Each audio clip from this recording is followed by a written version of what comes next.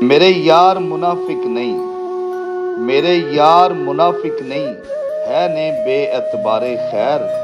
दुश्मन तुले फिरदे ने अपने तू नहीं बारे खैर।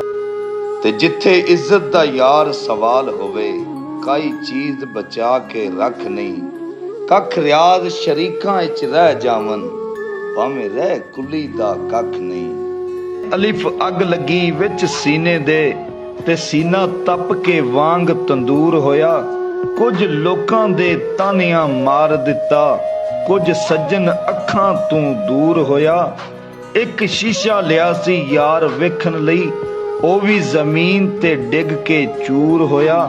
बुल्ले शाह लोकी हस के यार मना लैंदे ओए साडा रोना भी ना मंजूर होया।